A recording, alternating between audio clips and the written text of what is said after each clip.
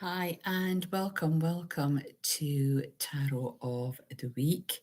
And this week we've come into a new month. So, gosh, we're sort of coming into May. The year is sort of charging ahead as usual.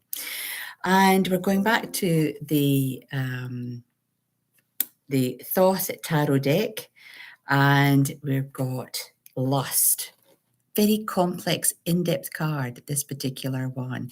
It's one of the trump cards. So that's the major arcana, and this is card number 11. So sacred number 1111.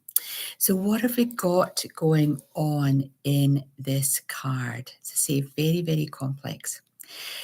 This card we have here, she is astride what would be a ride, a sort of a lion rampant, if you will. So we've got a lion that is full of many facets, many faces. So does that describe the girl on its back? Does this person have many faces? She's also reaching out up into the top of the card there. And here we have these serpents, these snakes, or aspects of energy sort of reaching out to her with little explosions of energy around the top of the card. So does that indicate that she has access to some physical well-being, physical rejuvenation, physical needs?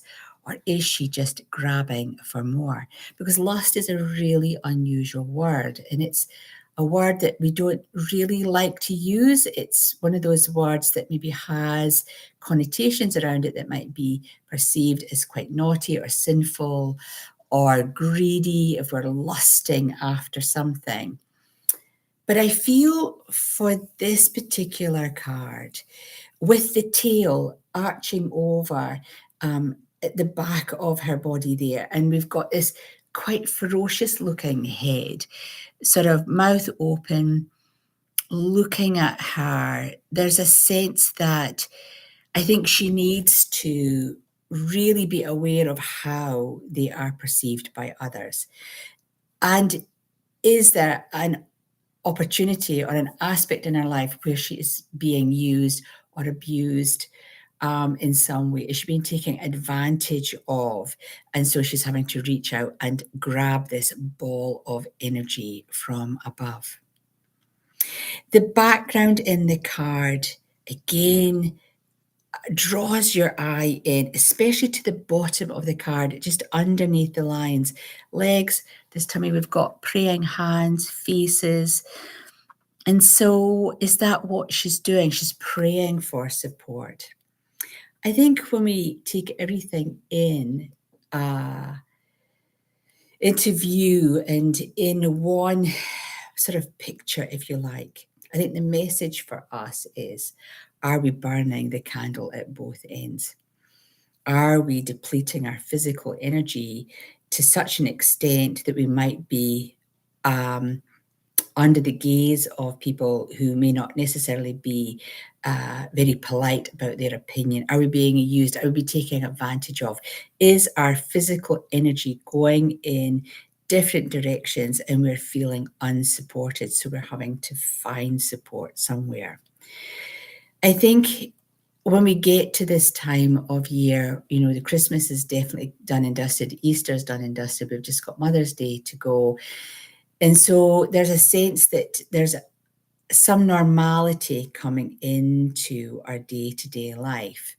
And I think that's really important. We're sort of bombarded by commercialism, right from Christmas, right from Halloween, October, through November, into Christmas, then we're into Easter and Valentine's Day and Mother's Day. And it just feels like we're on this perpetual process where we're just being constantly bombarded. And we're maybe not taking time out just to be sort of still and be ourselves. And if you have been working diligently and working hard on projects, your hopes and your wishes, as we were looking at in last week's card, Do we have to sort of take some time out and be still? No noise, disconnecting from media, disconnecting from social media platforms, just being really still. This card is really about rejuvenation. How do we rejuvenate ourselves? And how, where do we find the strength to do that? And can we give ourselves permission to rejuvenate ourselves on a physical level? So maybe it's time just to have a pamper session. Maybe it's time just to go and spend some time out in nature, taking views of the sea, going for a walk in the forest, really, really sort of bringing a sense of well-being into yourself, so that if you are burning the candle at both ends, if you are overdoing things, then you have an opportunity to replenish that energy so you can be prepared for the next busy time that is coming into your life. It's a really complex card, as the Thoth cards are. Very, very complex.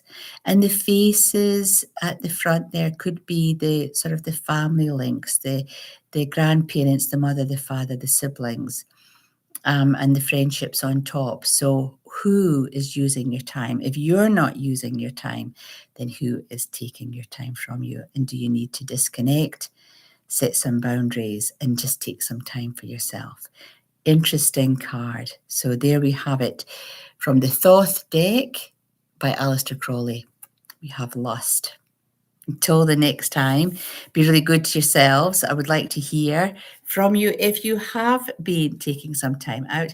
And if you want to learn how to read cards, then by all means, hop on to my Tarot for Beginners course. It's at the bargain price of $9.99. So you get some really useful tips on how to read your cards from there. Until the next time, be good to yourself. Bye for now.